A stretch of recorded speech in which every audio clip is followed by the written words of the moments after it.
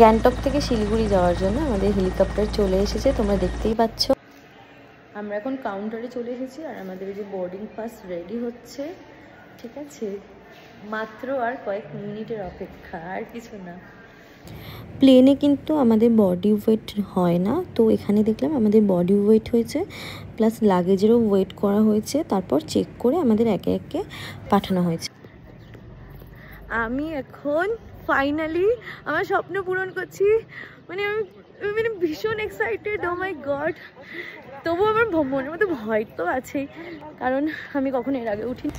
সবাই আমাকে বলতো ছোটোবেলা থেকে, মামুন তুই শুধু উড়ে বেড়াস।